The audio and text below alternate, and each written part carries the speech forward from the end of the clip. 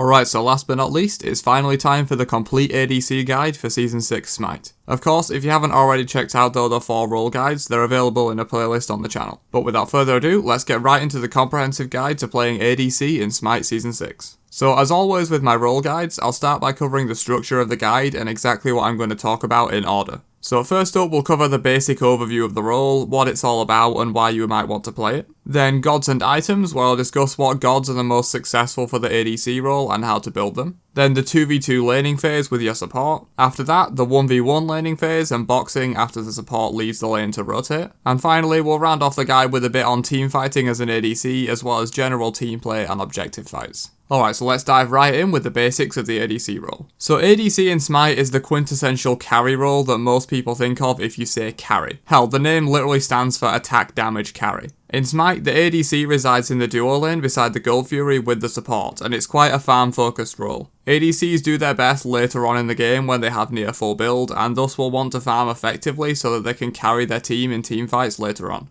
As a trade-off for this insane late game carry potential, most gods you'll find in the ADC role have quite a weak early game. ADCs are also largely focused on using their basic attacks for most of their damage, especially come late game, with basic attack damage boosting items like kin size or critical chance, as opposed to the mid laner for example, who does mostly ability burst damage for the team. Alright, so with the basics covered, let's move on to what gods you should be bringing into the ADC role and how to build them. So the ADC role is one of the less diverse roles in terms of successful picks you can play there. Every hunter in the game will be able to fit into the ADC role. Some better than others, and it will depend on the current meta and matchups, but you should be good with any hunter in ADC. And the other main class of gods you're going to be seeing here are the magical ADCs. Basically mages that play off of their basic attacks like a hunter would. These consist of Freya, Kronos and Sol, and probably Olorun as well, though he is a recent reveal as of the making of this video. These characters play similarly to how a hunter would play, but having a twist of dealing magical damage instead of physical. There are sometimes other ADC picks that see spurts of play, but for 99% of your games it's going to be a hunter or those 3 or 4 magical ADCs I mentioned. So I would focus on learning those before any other weird picks. Alright, so now we know what gods we're going to be playing and facing off against as an ADC player, let's cover how to build them. So for this, I'm going to cover hunter builds more in depth as there's many more hunters, and for the 3 magical ADCs, I'll just throw up some example builds at the end of this section as they're less common than hunters. So the vast majority of the time in ADC, you're going to be starting with Hunter's Blessing. This provides bonus attack speed and basic attack damage, which is perfect for hunters. Then with the rest of your starting gold, you usually want to go into a stacking item and some potions for sustain in lane. Your stacking item choice is either Devourer's Gauntlets or Transcendence, depending on your hunter of choice and how you like to play. So from there, your first item is usually going to be your boots. Having that movement speed early on to chase, run away and juke abilities and auto attacks is invaluable. For most hunters you want Warrior Tabby, but Ninja Tabby is also great for certain hunters that need the attack speed. Then after you've got your boots, you want to go back and finish that stacking item that you started early and get those stacks going. After these first 2 items, your build can diverge down a few different paths, so I'll give my thoughts on some good item pickups here and then conclude this section with a couple of build examples for those who just need a quick and easy build to use. So the Executioner should be your go-to penetration item as a hunter. It provides solid base stats and of course that passive for percentage protection shred against enemies. You really can't go wrong with the Executioner in any hunter build. Ikeval is a very aggressive and high risk, high reward item that you can grab early on. This item is best for boxing a lot with the enemy ADC early on to make use of its passive effect. RC is a great lifesteal choice, especially if you went Transcendence over Devourer's Gauntlets as your stacking item. It has great stats and that passive can be a lifesaver in critical low HP situations. Kin Size is your go-to tank shredding item.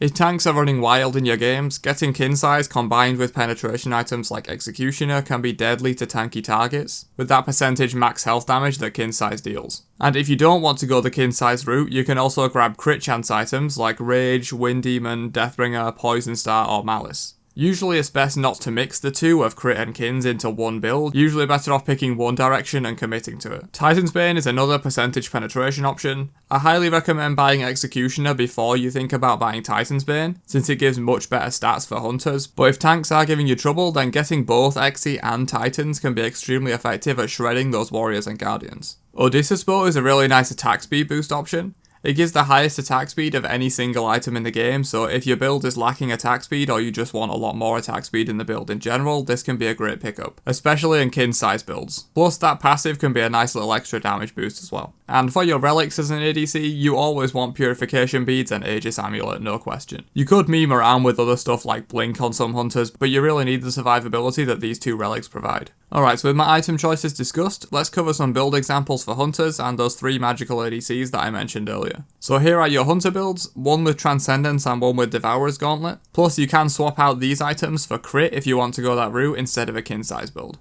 And for your magical ADCs, pause the video if you want to take a closer look at these builds. Alright, so with gods and items covered, let's move on to what to actually do in the laning phase as an ADC. We'll start it off with the 2v2 laning phase with your support. So I mentioned this before in my Season 5 ADC guide, but it's still as important as ever. The most crucial thing to playing this 2v2 laning phase is just that, recognizing that it's a 2v2 and not ignoring your support and their playstyle. You'll find much more success if you're willing to bend your playstyle a little bit to fit with your support and make a cohesive duo lane with them, instead of both trying to do your own thing that you think is best. I've seen too many solid and promising duo lanes be ruined by this, as the ADC tries to go in without paying any attention to their support who is low, and the ADC plays really aggressive and they both end up dying. Use your own playstyle and god choice in combination with your support's playstyle and god choice to decide how you'll be playing the laning phase overall before you even start. You'll see much more success that way. You also want to take a look at the enemy composition as well and what their goals will be for the laning phase and how they stack up to your comp in terms of wave clear, early aggression potential, buff secure, things like that. If the enemy comp is, for example, Jormungandr Ula, you'll likely be out-cleared and out-traded early on, and you may want to play more passive than normal to avoid getting first-blooded. And likewise, if you're the ones on an aggressive pair of gods like that, try to force the issue, clear fast, and then either look for fights, or invade the enemy purple, or even the enemy red buff between waves. So for most of this 2v2 laning phase, you'll simply be clearing waves and taking purple buff in between when you have the time to get farm early on, potentially looking for any fights you can win with the enemy duo lane to get even further ahead. But after a while, the exact time really depends on the game and the player. Your support will begin their rotations and will hang around mid lane a lot more than your lane. This is what I class as the beginning of the 1v1 laning phase. This plays a lot different and you have to adjust your playstyle accordingly. Depending on how the 2v2 laning phase went, you may want to play aggressive and go for taking trades, or possibly more passive if you are behind and being pushed out in the 2v2 laning phase. This section of the game is also where you can shine the brightest though. You're simply in a 1v1 versus the enemy ADC, and this is where your mechanical skill on your god and the knowledge of other ADC gods comes into full view. If you are ahead coming out of 2v2, this is your chance to snowball and get a huge lead going into teamfights to carry the game. And even if you are behind, this could be your chance to pull yourself back into the game with a nice solo kill if you feel you can take the fights. Or you could even just stay relatively even by playing passive and getting that sweet solo farm to propel yourself into the late game. You of course aren't always alone here though. Sometimes support will mosey back over to duo lane for a bit, or there will be jungle ganks or small scale team fights to join in, maybe over a Gold Fury attempt or something, so it's important to be attentive to the map and of course keep up wards whenever you can to watch for enemy ganks. Since often after your support rotates, they'll stop warding your lane as much and will tend to ward mid lane or objectives instead.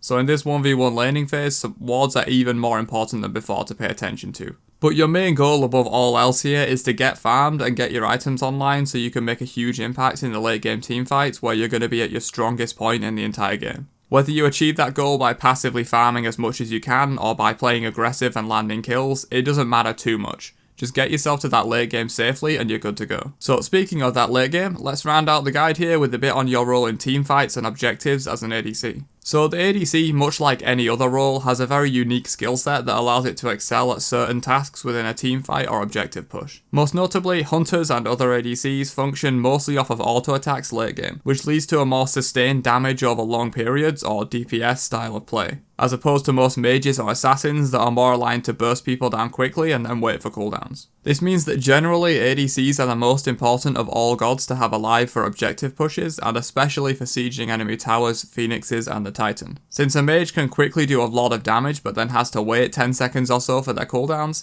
ADCs can always be pumping out damage consistently with those basic attacks, allowing you to shred towers very easily. In terms of actual team fighting, your goal, similarly to other damaging roles, is just to keep yourself alive as long as possible so you can keep pumping damage downrange in a team fight. Of course, you have your support and sometimes other teammates to help keep you alive, but they won't always be there to save you. There are other teammates that may need help sometimes, so you have to position yourself correctly and not put yourself in danger wherever possible. If you don't even give the enemy a chance to kill you, then you surely won't die in fights, right? Yes, but it's of course a balancing act between keeping yourself alive and doing as much damage as possible. If you live an entire fight playing really passive but don't do any damage, you may as well have died anyway, so it's about finding a balance. Hunters in teamfights are the best at tank shredding as well. Most mages and assassins have trouble bursting down tanky targets as they will use their cooldowns and have nothing left, but as the ADC, your auto attacks are consistent and have no cooldown, which allows you to shred down tanks faster than any other role, especially if you're building into a kin size and high penetration build as I've mentioned before. But that's all I've got for the complete ADC guide for Season 6. If you did enjoy and learn something from this, then be sure to share it around with anyone else you think could benefit from it, and subscribe so you don't miss any of my future guides. That's it for now though, catch you guys in another video. Have a great day, and peace out you nerds.